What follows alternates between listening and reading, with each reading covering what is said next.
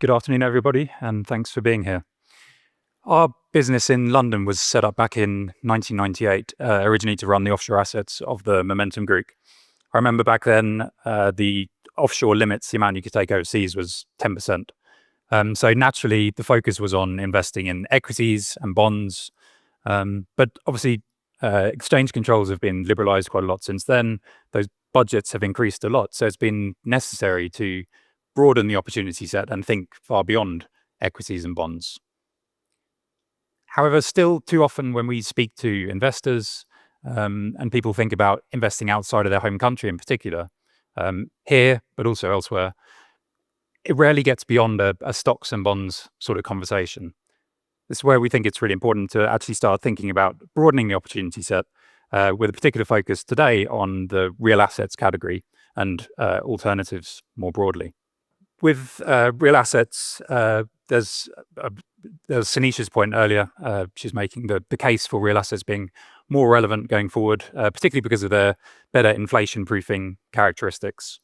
We're not going to talk about a particular fund today, but we want to talk about those characteristics, the assets themselves, and how we go about accessing them.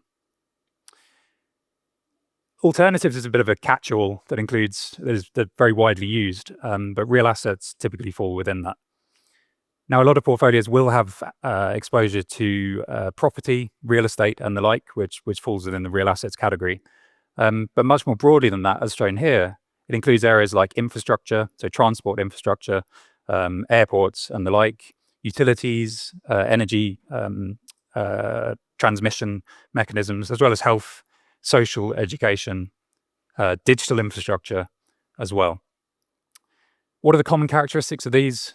One is their physical nature. They're tangible assets.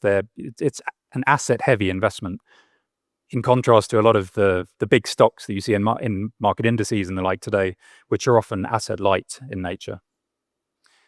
Furthermore, they're often essentials that we can quite often take for granted. You know, that they're a part of our everyday personal life, working life, and it's easy to overlook how reliant we are on those.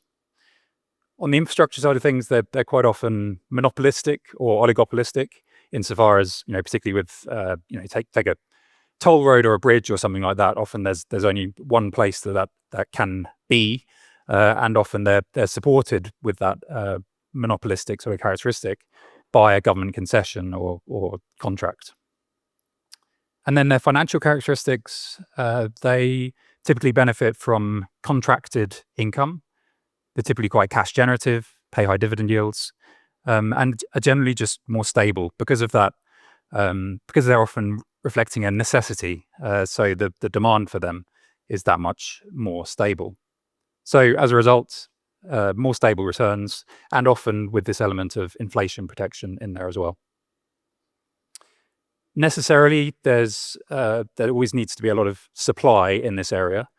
Think about population growth driving the need for more of these assets, populations moving or shifting activity type as well, and also in terms of the aging of the assets and the need to reinvest in them.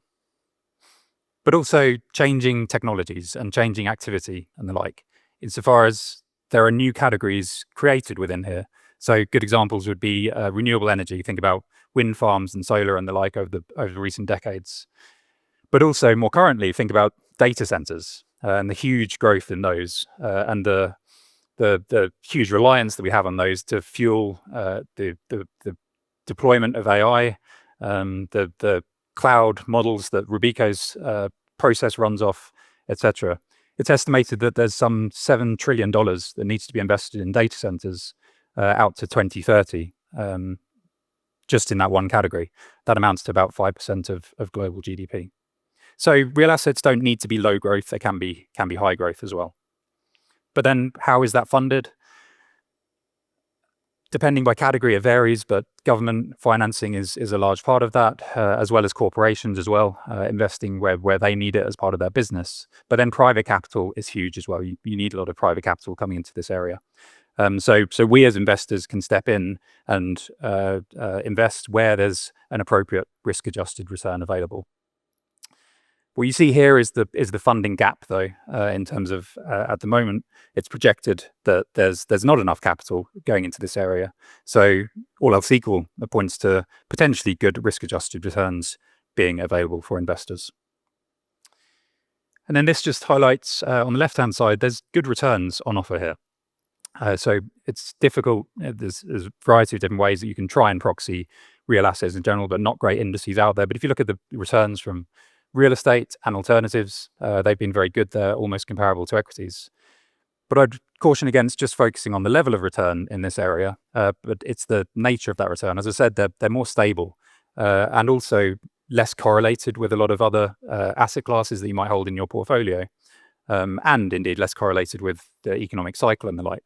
So less correlated returns equals a better diversification benefit, as well as those higher yielding and inflation proofing characteristics that come with it.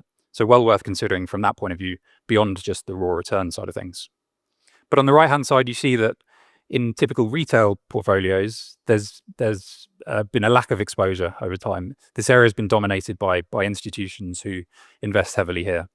There's a few reasons for that, I'd say. I think principally it may be a more complex area to understand. Often private assets as well, so they're harder to access. It's not straightforward to do. But also, I'd say it's probably a case of the less sexy, less exciting. Often people want shorter term gains and are more tempted to look towards the equity markets. But there's a lot of reasons to, I think, consider including them within retail investors' portfolios for all of those benefits that I talked about. I'll hand over to my colleague, Gary, who's the real expert in this area, to talk more about the assets themselves and how we go about accessing them. Cheers then. Right, I've just been told we're running 10 minutes late and I have an accent that's very difficult to understand, so I will speak faster, but you've got to focus more. I'm from Liverpool in the UK, so if you're a music fan, think Paul McCartney, John Lennon. If you're a football fan, think Steven Gerrard. If you're the UFC fan, think Paddy the Baddy. So I'll move as quickly as I can so Ali doesn't kill me. Let's spur the next slide. So what's the benefits of real assets? Low correlation to markets and diversification from equity and bonds. Everybody knows that. And hold them in your portfolio helps to reduce volatility. The strong income generators, most of these assets have long-term contractual cash flows and they tend to distribute them to investors. So strong, long and reliable income. Next, inflation hedge. A few years ago, nobody was interested in inflation. It wasn't a problem. Now it's one of the key things. A lot of these contracts, most of these contracts have inflation hedges built in. So if it's properties, there'll be 1 year, 3 year, 5 year rent reviews, and there'll be inflation uplifts into those contracts. If it's infrastructure, toll roads, etc., inflation's built into those payments again. So if clients are worried about inflation, real assets is a good place to be. And thematics, whether it's AI, whether it's an aging demographics, whether it's energy transition, all of these themes can be captured within real assets. Does everyone still understand me so far? Yeah? Okay, perfect. Private market noise. So real assets tends to be the home, as Andrew said, of private capital. And retail investors don't get much of a look in. And we understand the reasons why. There's liquidity, etc. But over the recent times and for the near future as well, all these assets are going to grow. The spend's going to grow in them, and they're across all of the different segments: private equity, private credit, infrastructure, and real estate. There's going to be growth. There's going to be more spend, and it's going to go from 4 trillion to 29 trillion in those 20 years between 2013 and 2033. You can see private equity is increasing significantly as well. A lot more companies are staying private for longer, so the listed opportunity set is getting smaller. So what about retail clients? How are they going to access this attractive asset class? So in some of our UK products, we've invested in investment trusts for the past 20 years in our multi-asset portfolios. So we've held real assets in retail clients' portfolios right the way through many a crisis, so COVID being the most recent one. So what's the reasons we use them? You get access to these interesting investments that are usually reserved for large pension funds, private equity, etc. The closed-ended capital, that's important. So the manager can raise capital, go and buy property, infrastructure projects, etc. And they don't have to worry that at the next crisis, everyone's going to panic and they have to sell the asset to the bottom of the market, because that's what's traditionally happened when you've put long-term illiquid assets in an open-ended vehicle. So closed-ended is much better. And the share structure can be boosted with moderate leverage. Some have no leverage, some have 10, 15%, some go up to 40%. So it helps to boost return. So the more defensive the asset, we let them go, we're happy for them to have a higher level of leverage in the portfolio. And the other key characteristic is there's a NAV. They value the assets every quarter, every half year, every year, but the share price will move and it can go to a discount or a premium. And that's a bit more volatility, yes, but it's an opportunity just as much as a threat. We're very valuation focused, we're patient, we sit, we wait, and when an attractive asset, sentiment goes against it and the fundamentals are still fine, we buy. And then the last bit is investment trusts have a board, and the board represents us, the shareholder. They talk to us, we phone them up, we tell them what we think, and they're responsible for strategy, appointing the manager that manages the assets. They can sack the manager, dividend strategy, whether the assets are going to be liquidated or sold and the fund is closed. They control all those things, and they work for us, not for the manager.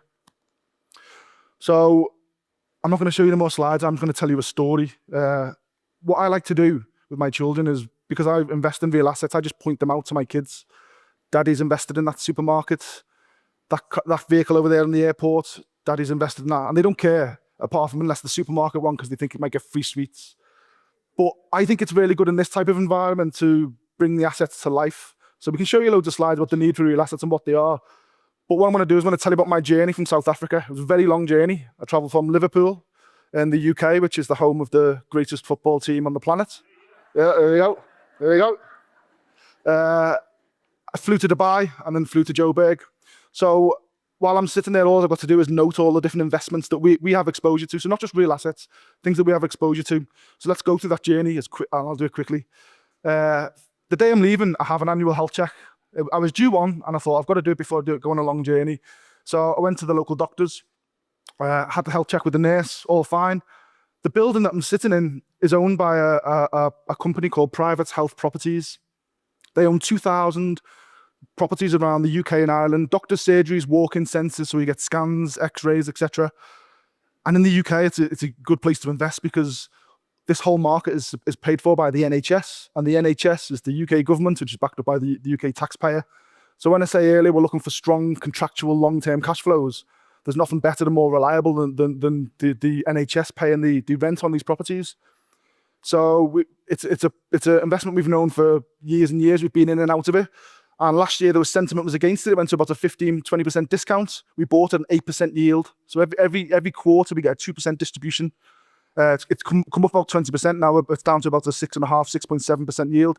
But that's what we do. We sit, we wait, we know these assets, and we invest them when we can. Come out to the doctors. The nurses told me, eat more healthy, all the usual stuff, more fish, more nuts. But I'm going on a long journey, so I go to the supermarket to buy some crisps. And the supermarket that I'm in is owned by Supermarkets Income REIT, which is the second investment we invest in. Similar to the private healthcare properties one, they own 80 supermarkets around the UK. Tesco, Sainsbury's, I don't know if those names are familiar to you guys, and then Carrefour in Europe as well. So they're the kind of best capitalised and best known grocery chains. Long-term leases, just like the private healthcare properties, these are all 20-year leases, fully insure and repair, so it's the responsibility of the supermarket to maintenance, etc. Inflation protection, both of these vehicles have inflation-linked rent reviews. So, and then the reliability is the underlying supermarket chain to pay the rent. And supermarkets are a reliable, dependable store. Some of them have been there for 50 years. They serve a community and people need their groceries. The way they future-proof it as well from online is they only buy stores, omni-channel stores, which are stores where the back bit is got vans delivering, doing the home deliveries, because that's a threat to some stores, is if you can't function online, then you may be replaced. But these are only omni-channel stores. And these two investments are both now listed in South Africa. So some of you might know them, you might not, but they've got secondary listings now in South Africa because there is demand for these type of assets. People want retail clients to get demand for these type of strong, dependable assets. So the first two you can buy in South Africa right now. Next, I jump on the train for to get from Liverpool to Manchester, which is the home of one of the worst football clubs in the world. And the train that I'm sitting on is leased from a company called Angel Trains that we own. They've got 4,000 trains, long-term leases, and they pay rent. Again, the train lines, everyone relies on. The government will step in when there's problems, so you know that those payments are dependable. Get to the airport, Manchester Airport, look out the window, and there's lots of those strange vehicles that carry your cases, that refuel the vehicles, that charge them. That's a company called TCR. They operate in 240 airports around the world. And we invest in them via one of our investment trusts. It's an underlying holding in there. And again, airports, countries rely on them. Governments will not let them close. And so those payments need to be made to maintain the vehicles, etc., and keep the airport running. As we take off, I look out the window and we're going across the offshore of the UK and we're looking at the offshore wind farms. We invest in a company called Greencoat UK Wind that has about 50 wind farms onshore and offshore in the UK, generating about an 11% dividend yield at the moment, nearly 12. Well covered, and they're also buying back stock as well because it's trading at a discount. Again, we like discounts as an entry point, and then we exit as it moves back towards NAV. The plane I'm flying on is an Airbus A380, one of people's favourite planes, the double-decker ones with a bar upstairs. We've just exited a vehicle called Doric Nimrod. They bought 7 A380s using shareholder capital, leased them to Emirates over 10 years. Emirates full insure and repair, and then at the end of the contract, Emirates can either buy the plane off them or they can sell it elsewhere, and we're getting about a 10% yield over the long term. And then if you look at your underlying credit risk, it's Emirates. It's an airline, yes, very, very dangerous to lend money to airlines, but Emirates is one of the most stable ones in the world, backed up by a sovereign nation that's got plenty of money in the bank. And then when I land, I can look on my phone, maybe do a bit of online shopping, and we have a company called Chrysalis, private equity vehicle that we own. They were early investors in Klarna. So Klarna, they were getting paying your payments over 3 months, 6 months, or whatever you want to do. And also Starling Bank, which is a UK disruptor bank. I have a Starling card because it allows me to make payments abroad with no fees. They're 2 investments within Chrysalis, and I can use them for my online shopping. And then finally, the plumbing of the internet. We invested in a company called Flag, and Flag's one of the largest kind of carriers of the undersea internet cables. A lot of people think the internet's just via satellites, etc., but there's thick fiber optic cables that go under the sea. The Russians keep pulling them up to upset other countries when they get upset them. And Flag owns lots and lots of networks of these cables around the world. They've rented them for 20, 25 years, and the big demand for this kind of bandwidth is from Meta, Microsoft, really reliable companies. You sign a 20-year contract with them, you know that they're gonna pay up. And then the power. So everything on my journey has been powered by whether it's been electric, gas, etc.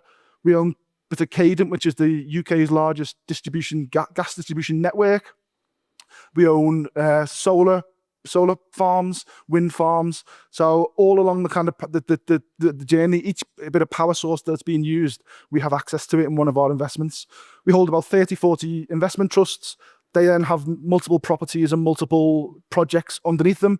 So for those small group of holdings, we tend to have access to thousands of different projects. And that's why I can spot lots of things that we own on a 12, 24-hour journey. So hopefully I haven't spoken too quickly for everybody. That's my last slide. I'll hand over to Ray now, and hopefully we've caught up on a bit of time. So thank you, everybody.